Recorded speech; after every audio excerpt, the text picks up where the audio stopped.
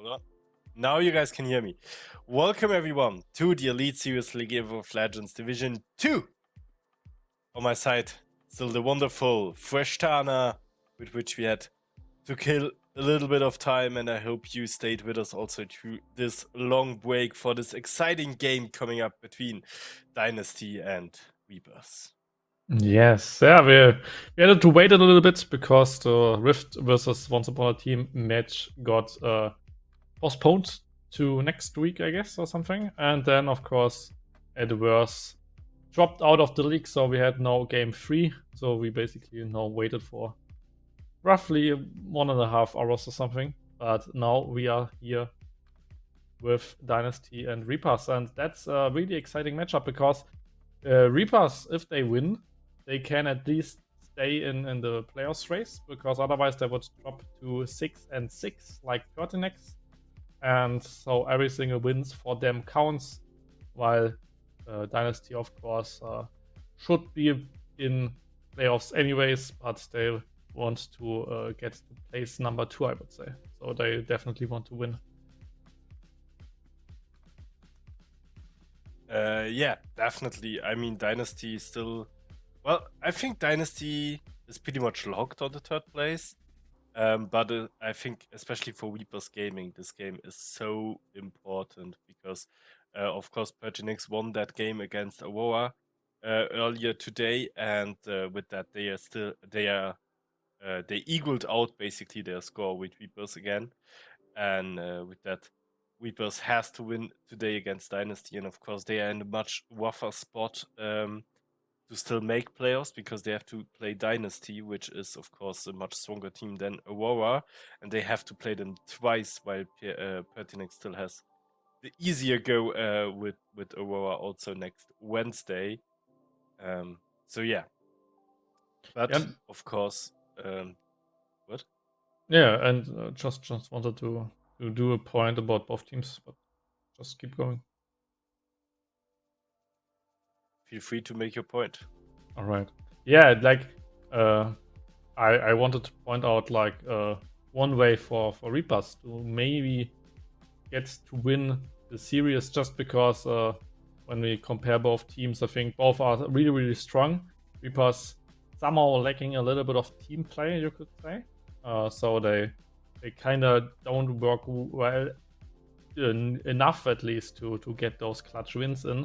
But especially like the difference between both top laners could be a thing in this game, because I definitely think that Wind is one of the best top laners we have in the league, while SquarePants, even though he has a good team, is probably always like the weak sider of their squad, and oftentimes is not like the shining star of the team. So and I think Wind is definitely one of our star players in Reaper, so that would be a key matchup, at least in my opinion, to look out for.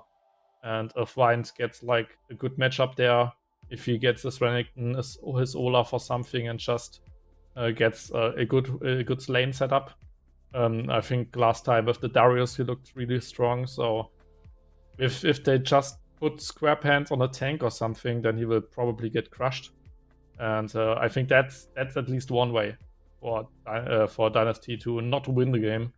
And yeah, so I'm really excited to see Wind again, basically. Yeah, I agree. I think also that the winning way is to topside for Reapers Gaming. Although the real MJ and Emil are of course also doing a great job on the bot lane, but I think Dynasty, that's where Dynasty is really shining with Dark UniQ, Sniller, and then adding Scan on top of that, who really has a hard focus on bot lane in a lot of games. So yeah, I think both teams are in a position where they can win this game. I think a matchup we can definitely look forward to is also the mid lane between Frankie and Lawlor, because both players are absolutely phenomenal at what they do. And mid lane matchups are, of course, always interesting. Yeah, definitely. I like both of them, and especially like Lawlor looks always strong in his lane, but Frankie, for me, is one big part of like why Dynasty works as well as they do. Because Frankie, even though he sometimes just plays Orianna, he just finds those shockwaves. So he's not like the impressive guy who just crushes you in lane, but he's just consistent. He just plays phenomenal team fights, and especially in this duo with Scansism, he is so strong. So Frankie, definitely someone you can bet on, who is one of our top players in the league, and but Lolo as well, and especially like those two solo lanes, Wind and Lolo. I don't know why this team doesn't work as good as it should be, but those two guys, they can definitely make or break games, and so I definitely hope to see some banger matchups on those lanes, because if like Lawlor gets a winning matchup or Wind gets a winning matchup, then the lane gets tough for the opponents. Yeah, I am also really hoping for a banger game, because we've been waiting long for this game, everyone, and now we are going to start into it. Of course, it's not between Adverse and Aroma.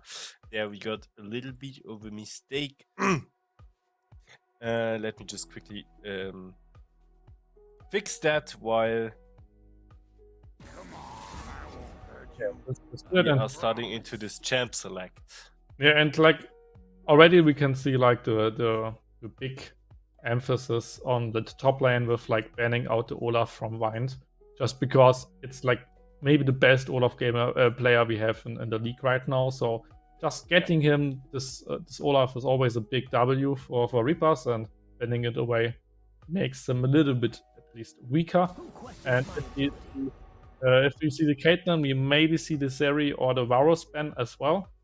Or maybe a Varus pickup by the real MJ, just because I think both of those ADCs got played a lot by Dark Unique. So if you want to ban out something, then maybe one of them.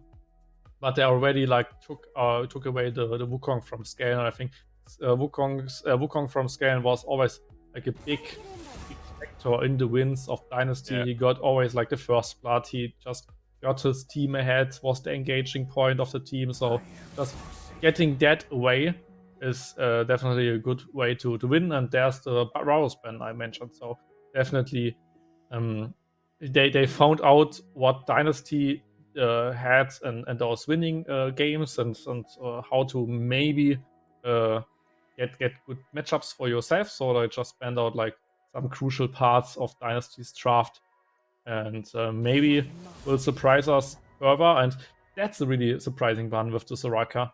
Yeah, normally she shouldn't be like a ban in the first ban rotation. Maybe if you have a high engage or for your team, then ban it out for the second rotation. But Soraka usually isn't that scary to ban it away, so kind of surprising. But there's Xayah, and Xayah, like we said, one of the strongest ADC so far on the patch, and we saw it with Ryu. He was amazing on her. So just getting it definitely is a big W. Yeah. Now, Weepers Gaming is, as you said, leading into this champ select with the Xayah, and it's going to be answered with an Ophelia. So something we have kind of seen last game already. Dynasty trying to maybe make the team composition or gaming show today work. They are also going to go with a Sejuani here, probably. So that same, yeah, okay, it's going to be Jarvan, of course. It's always the caster curse. You shouldn't talk about hovers, but I think Jarvan fulfills a similar role in that it brings a lot of engage to the team, a little bit of CC, maybe not as much as Sejuani would have, but of course therefore a little bit more damage. And then of course you have the Aphelios, which is a very strong late game AD carry, but you have to get him to early game. And Reapers answers with a Kindred and a Karma. What do you think of that? Kindred just is so strong against Jarvan, especially because you can invade him, and like the whole kit of Jarvan tries to get you with the flag and track, and Kindred jumps out of it. So you try to flag and track to her, as he just jumps out to the side, doesn't get hit by it, and then can run him down. So that's a tough matchup, and that's the reason why normally you don't want to blind pick Jarvan if you know that the enemy is playing Kindred. And actually, and that's the funny thing, funny story.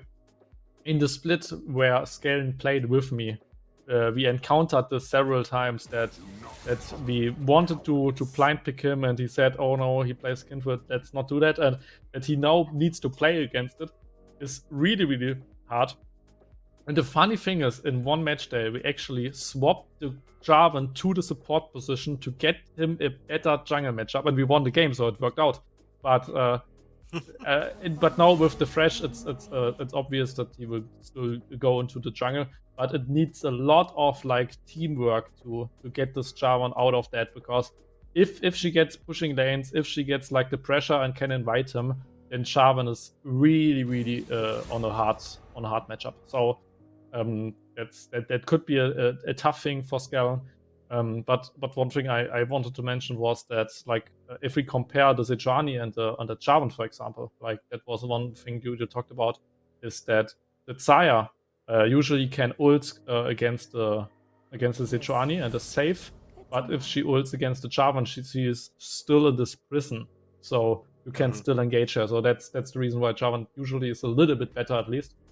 But yeah, some bans coming out. Frankie, of course, loses Orianna and Akali.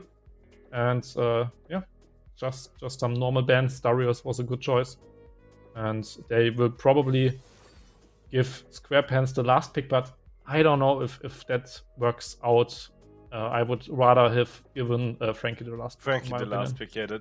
I was thinking the same thing, because you have already one of your like main players, like your carries, pretty much outplayed by in this champ select. So I was thinking you probably want to give at least Frankie a good winning matchup here.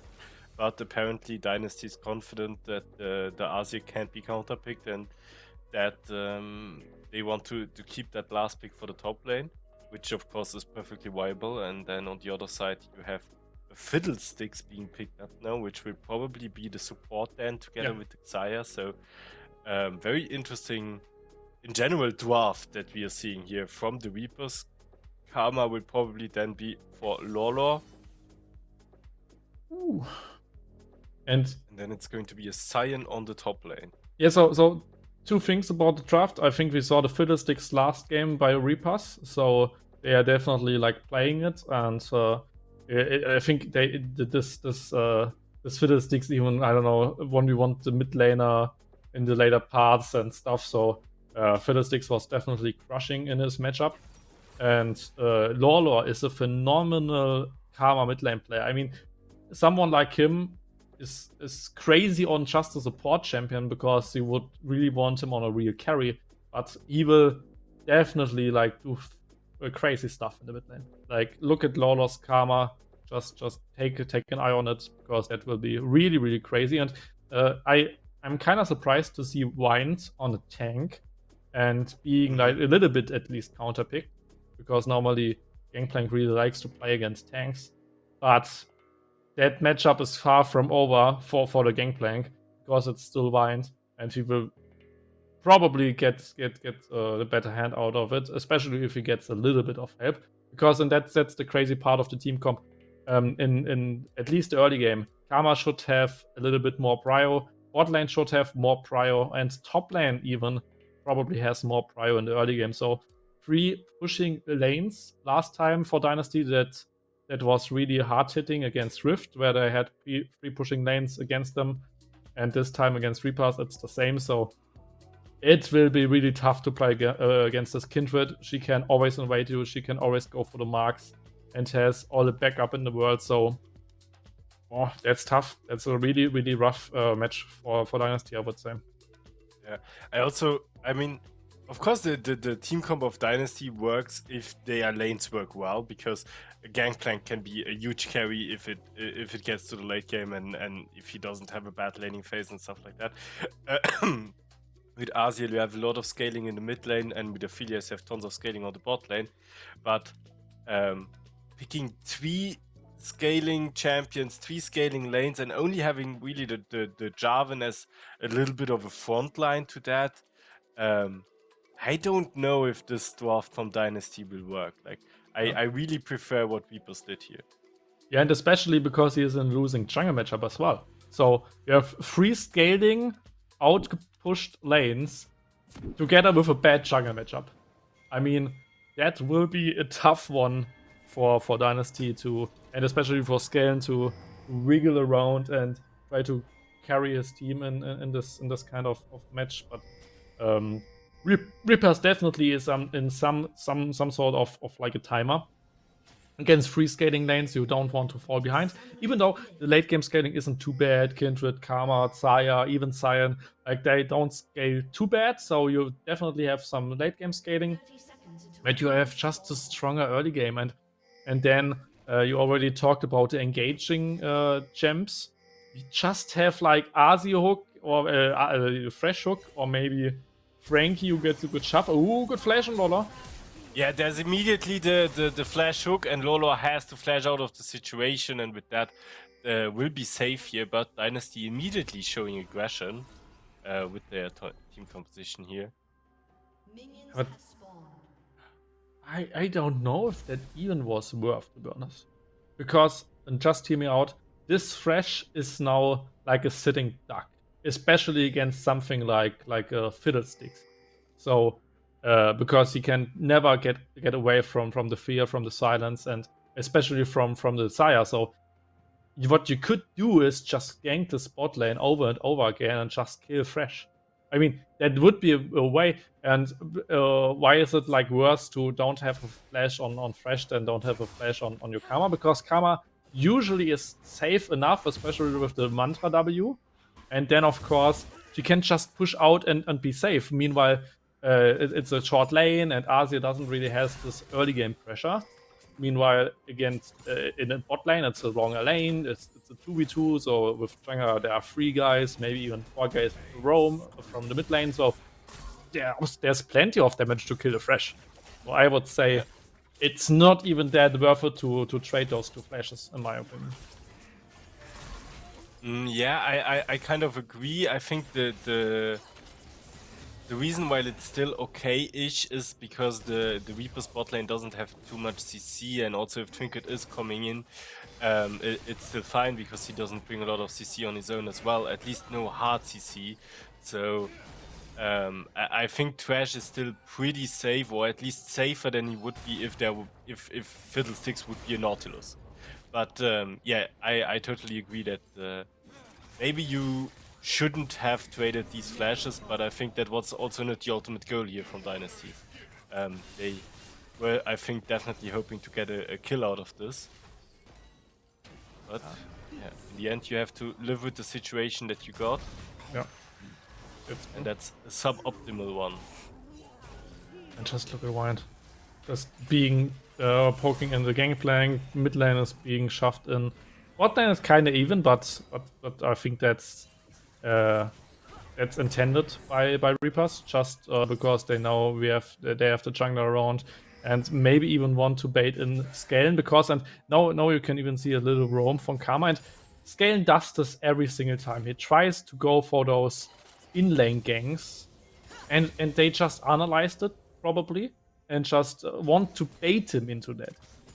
When with the mid lane prio and with Kindred around, like this Jarvan can't really get into it, and they at least try it now. Sniller is going in. Nice play there onto the Fiddlesticks.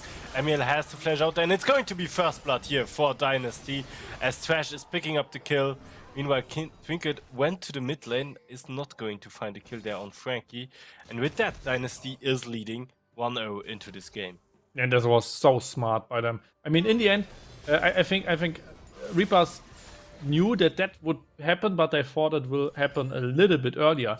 I mean, you saw the Karma rob, you saw Kindred around, but then after Karma, I think they thought that Scalen wouldn't do that, so they tried to check the scuttle, and with Karma and Kindred on the top scuttle, they knew we can go for this 3v1, 3v2.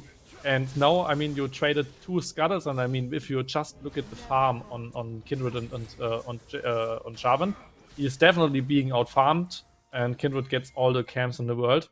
But he got a good a good gank in. And the biggest question is, what is more worth, a kill on the support or like a fat Kindred? And so they really need to do something out of this early lead in the bot lane, which isn't really a lead because first blood got to the support, which isn't really a carry on Thresh. So it's kind of tough. It was a good gank, but they did not get the best result out of it.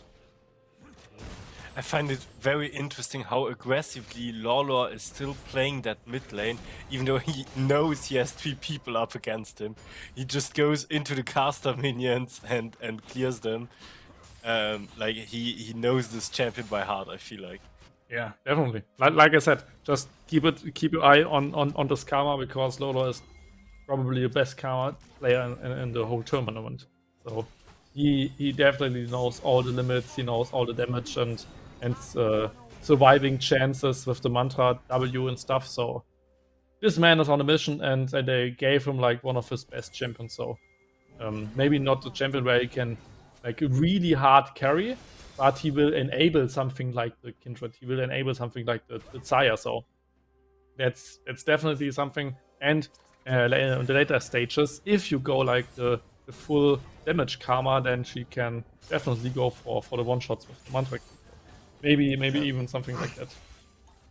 Yeah, I'm really looking forward also to see a little bit more of this Kindred. Trinket is waiting now here on the bot lane, shows himself now for the first time as Sniller, twice to goes in there, but will immediately have to go back again as Skallen is now also there, but gets a lot of damage wide away as well. Reaper's bot lane showing that they have not suffered too much from that first skirmish there on the bot lane, and they have can still make their own plays happen as well. They are now rotating towards that first dragon. And that flash of Sniller was so important to get out of those feathers, because otherwise the Blade Caller would have just killed him. Oh! Ooh, nice knock up there from Squarepants. From Wind, of course, pops the ultimate. Now there's a lot of damage on Squarepants, who has to flash out in order to be safe there. Real MJ does so as well, as he gets a lot of damage, and it will be enough with the Ignite of Sniller there, who's now 2-0 leading this game as the person with the most kills. Yeah, that's so sad for him. I mean, getting kills on Thresh is fine enough, you get tankier and stuff, but you really wouldn't like to get the kills and would rather have them on Aphelios. Meanwhile, with now a flashless Gangplank, there's even like a potential to tower dive him, maybe with the Kindred later, so keep that in mind, that they can try to play around it, but they definitely want to play around the bot lane, and now they try to set up a freeze, but Sniller knows he needs to break it, but yeah, they just wasted a little bit of time. But just look at the farm difference in the bot lane. So the real MJ definitely gets out farmed here. That has something to do with, of course, this one death where he couldn't farm, but also because they just get a little bit outplayed in this 2v2 at least, which is kind of surprising, because normally like Xayah has a little bit more early pressure, and you know, as well as Fiddlesticks. So at the moment, Dark UniQ definitely plays a good lane with the support. Yeah, but then again, you can find exactly the same farm difference in the jungle for the Kindred, so on the side of Reapers, so that pretty much equals out. What I find very interesting is that on the top lane, even though Squarepants on paper has a winning matchup here against the Scion, Wind is giving up absolutely no ground. Like, he's playing this lane so aggressively and beautifully against the Gangplank. And yeah, I am really excited to see how the top lane will evolve from here on. Yeah, and that's exactly what I thought in this matchup, because Wind is just a really strong player, and with that he just knows how to make those trades, how to trap up those waves, and just don't give up too much. And especially like Scion is a really forgiving champion, so that he can always just press his shield if he gets poked. So normally those Q pokes in the lane are really tough, but as a Scion you can just always counter it with your W, for example. So he doesn't get poked too much and can survive, and even has some kill pressure. I mean, we saw it, Squarepants needed to flash out, and oh, Lola maybe in trouble. Yeah, Scan is going in with his Lantern Q combo. Here is even going to pop the ultimate as Frankie is coming in. This is looking bad for Lolo. However, Shurima does not hit this time as Trinket is coming in. Scan now catching a lot of damage there as Trinket is going in for even more. Tries to get Frankie there, but the bot lane of Dynasty is there, of course, and then they get that kill there as well. And now Snilla and Dark UniQ, they try to get something out of this, but there's even more coming from the side of Reapers as their bot lane is coming in as well. They get the return kill there as well, and this is 3 for 2 for Reapers in the end, even though Dynasty, they were the initial aggressors here. Yeah, and Nice hook there on the mid lane as well on Amiel, but it's not going to resolve in another kill as the tower is just not in range there. We are continuing here on the top lane as White is going to take the kill there onto SquarePants and gets out of the Gangplank ultimate just in time to survive. Yeah, and just look at Lolo. I wished we had some replays because like Lolo just knew what he can do and what he can't. So he first of all survived the 2v1 and knew exactly when to press Mantra W because he could always just press it, but because it scales with missing health, he just waited as long as he could to get more healing out of it, then even survived it, ran out, knew that he needed to help Trinket, so he came back, and in the end he almost survived versus Dark Unique with another Mantra W and with his shield in the end, where Dark Unique needed to flash behind him to get the kill in the end. But like, that was... Oh no! Oh no, it was... Did Frankie just flash? No, he didn't. No, like I thought he would flash, but I think it was just 2 puppets which flashed. Yeah. Anyway, we just saw 2 flashes, so yeah, I thought the same. But yeah, like Lolo, so strong in this camera, just knowing what he can do, and oh man, the movement. Ooh, Lolo once again going very aggressively, but Trinket is there as well, and yeah, even though the Dynasty are 3 people, they know better by now as to take any risks here, because Amiel is waiting just around the corner once again as well. Wind once again finding a nice Q there on the top lane.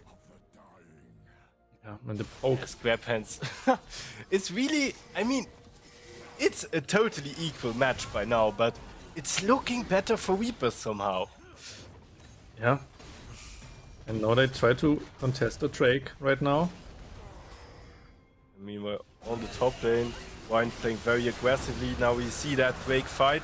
Fiddlesticks is able to secure it there, as Karma is falling, however, so they are losing their mid laner, but they do get that second Drake for themselves on the side of Reapers. And well played even from Amiel, who just finds the Fiddlesticks engage, who just finds the steal on the Drake.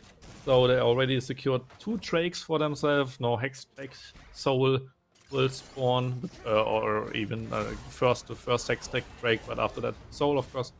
So really strong here. Oh, 2v1.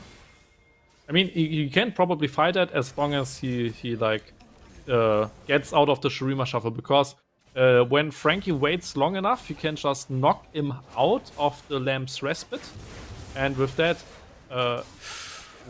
Ooh, but now it's Trinket who goes aggressively there, will get the kill on Jarvan already, and Lolo is even there to back him up. Beautifully played by Reapers, who perfectly knew their boundaries there, and I mean that, not that Trinket, that Kindred is starting to look more and more dangerous with 3 kills now. Yeah, and Parken Slayer already ready. Yeah, and probably a lot of sex. I don't know if the servers of the Rishi can click on Kindred once to show us the stacks she already has, if that would be possible. Because probably she stacked at least 3, maybe even 4. I mean, 4 is the magical number for her, because then she gets like the bonus stats, the bonus attack range increase, which is really huge. But she already has like double the farm of Scare, and like that's... Oh, SquarePants need to flash that. That's so sad. But like you could see, she can just invade Scan because she knows she can fight it every time, and Scan has no chance. He even goes for a full tank build, so he doesn't even tries to 1v1 her. and he just wants to be like the engage for the team. Ooh, and now the engage here on the mid lane with the ultimate from Amiel, and it's immediately going to be a kill. Goodbye, Frankie. Reaper say, and they take him with themselves into death. Yeah, really well played, and Amiel just finds the mid lane kill, and that's really huge for the team, of course. And yeah, at the moment, like, Snilla really played a good game. I mean, he has 100% kill participation, 2 kills, 2 assists, but yeah, he can't really do like the same level of map pressure than Emuel is doing right now. And even though he does his best, for Reapers it looks a little bit better. They have also a 1.5k gold lead, which is still very, very minor. But of course their team comp is helping a lot now. Snilla tries to go find the engage here on the bot lane, but it's a bait because Trinket and Lolo are just around the corner and they will get that kill there on Snilla. Dark Unicue will be dived here as well. Trinket of course can be safe here with his ultimate as Scan is coming in as well. They will get that kill on Scan as well, but they do get the shutdown on Kindred. An important one on top of that, and everybody gets an assist as SquarePants is using his ultimate there as well. Ooh, very nice insect there from Frankie onto Lolo. Will, however, I think be safe there on the bot lane, because Xayah, of course, is still there as well to help. And Lolo still going aggressive there, knows his boundaries so well. And the kill will go to the real MJ, which will help him a lot as well. And it goes on and on the top lane here as Wind is killing SquarePants in a 1v1 there as well, as he just got the top lane tower. Yeah. Woo! Lot happening in a very short time, and yeah, it's looking even better now for Reapers, who have biggered that gold lead from earlier from 1k to almost 4k now. Yeah, and that's what huge. A game. And like production showed us shortly how many stacks Kindred has. She has 5 stacks already. So the attack range increase is already there. The next attack range increase is with 8 stacks or something. I think every 3 stacks. Yeah, so with 7. So every 3 stacks, I guess. So keep that in mind. If she gets 2 more, but this Kindred is huge already. Will Fiddlesticks. Amiel will get caught here by Dynasty, will immediately get bursted down, and the rest of his team, even though they are in the same lane, will not be able to help. But now Lolo finds Scan here, who tries to disengage, but a little bit too late, as he still gets wounded. Does have to eat a lot of damage there, survives however. Now, of course, Reapers 1 man down for this next Wake fight here. Yeah, but they don't seem too afraid about that. Yeah, and it doesn't. They don't care because they are ahead. They have the Herald, so they have a lot of pressure. I think Dynasty can't contest it, especially now. If they wait too long, then Fiddlesticks comes from any type of angle and just kills them. So with that, they need to respect it, and they just get the third break now. Especially because Scale needed to flash out the Sion Q. So he doesn't have flash now for the upcoming fights, and with that, like, a lot of value goes down from a Jarvan, and that's it looks tough because Soul will spawn soon. Oh, sadly out of range. But yeah, Soul will spawn soon, Baron will spawn soon, so. And I don't see really a world where Dynasty can contest something right now. They are just out-drafted more or less, and all their champions now need a lot of time. Really needs to scale to get back to the game, but I don't think that they will get the time. Yeah. Now we have the next play here on top lane as Lolo and Amiel are coming in. Just, yeah, easy killing here on SquarePants. It's by now a little bit more of a game for Reapers to chase them down. And what are the winning conditions here for Dynasty? Scaling. Just getting to 5 items each and hoping to not being lost until this point. But I mean, that's the thing you need to do with such a team comp. We have 3 scaling lanes, 3 losing scaling lanes. So the only chance to get back into the game is by hopefully turtling, defending the base, and surviving. And I don't know if that even is possible because Dynasty, because Reapers will make a lot of pressure. They will get a soul, they will get the Baron, and I don't think that you have enough time to get back into the game. And that's really sad for Dynasty. But Reapers might take this game away. Yeah, Lolo might get surprised here by Scan and SquarePants, but they're together, but still afraid as hell, even flashing away there from Lolo, who was all alone up until now. Trinket, of course, now joining in, Wind as well. Now, they do have the upper hand here. Dark UniQ is, of course, joining in as well. Dynasty tries to turn around the situation once more and defend their tier 2 tower. And now we have everybody on the top lane here. And this might escalate into our first 5v5 team fight. But SquarePants is already very low, and in general, Dynasty, they are turtling there under their tower. Just waiting for the engage. And they still have the ultimate offline, so they could just try to press it and just hoping to get some knockups there. So I would definitely try to tower dive as Reapers. Ooh, nice wound there on Sniller, and they get a first kill onto him. As now maybe Wine doesn't find the knockup there. Just press Dynasty, W. they are now kind of splitted between their tier 2 and their base tower. Scan still trying to defend that one, but the tower will go down, as will Aesir and SquarePants wide away. And now they are in the safety of that Kindred ultimate, of course. Will do it to the total ace. Beautifully played there from the Reapers, who waited patiently to catch their chance and will therefore be rewarded with the first inhibitor of the game.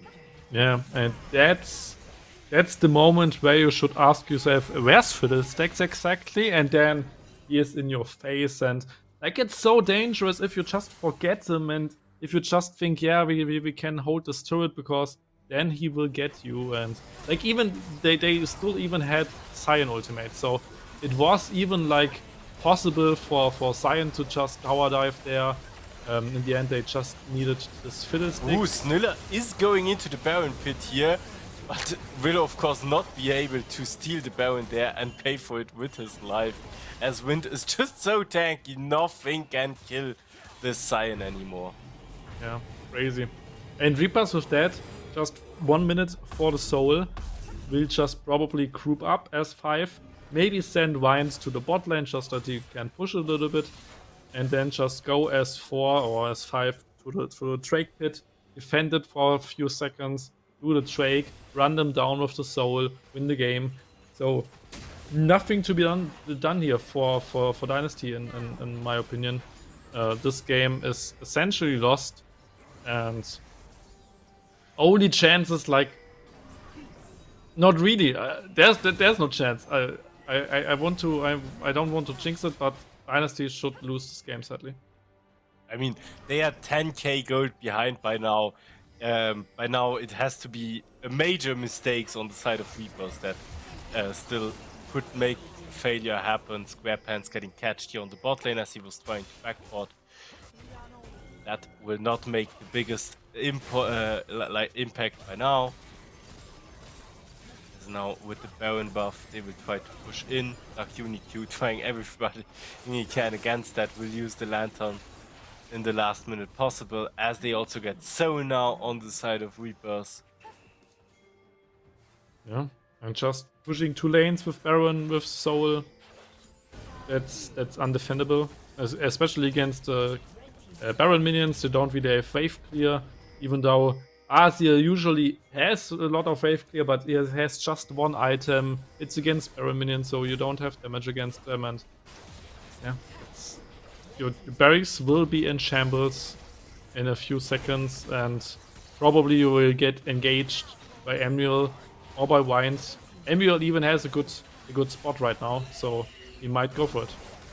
Yeah, there is the ultimate coming in. Frankie will go down to it, and the inhibitor as well.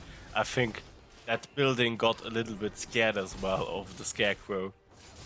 Yeah, definitely. And yeah, it's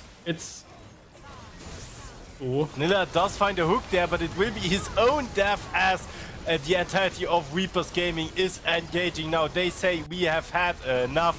There's once again the Kindred ultimate, keeping Kindred alive forever, and it's going to be the next ace and probably the last one, as Reapers are pushing that third and last inhibitor, going to push the Nexus Tower and going to end the base of Dynasty, and therefore keeping their dreams of the playoffs alive. Yeah, wonderfully played. Like, little to no mistakes, just drafting a little bit better, playing it out really solidly. Nothing to be said there, and like especially this Kindred pick, just like flip the head around the head, because normally you think, yeah, we have like this really cool Jarvan pick here against that Saya, and then just Kindred, and your whole draft is basically doomed. And I mean, they had they had like 2 shots in the game where they got a little bit of leads in the bot lane, but 2 kills on Snilla. Maybe not the best decision to give top lane last pick, and he had the better matchup and still lost it. So maybe give Frankie, but like there's not really a way to outplay Karma. I mean, Karma will always have prior, so there's probably not a single good matchup in the early game against Karma. She survives everything, she outpushes everything.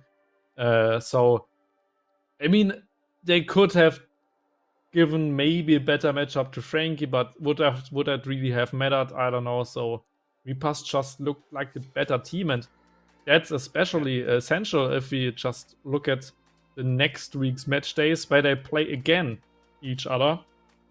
So that could be a day where Reapers just wins maybe again, and with that they are safe in the playoffs. And even now with 2 wins leading on Pertinax, or with 1 win leading, I think Pertinax won today, right? Yeah. So with just again with 1 game leading, Pertinax needs to win 2 more to just close it out, and win 1 more to just get into tiebreaker. And as long as Reapers plays as strong as they did today, they might have playoffs secured.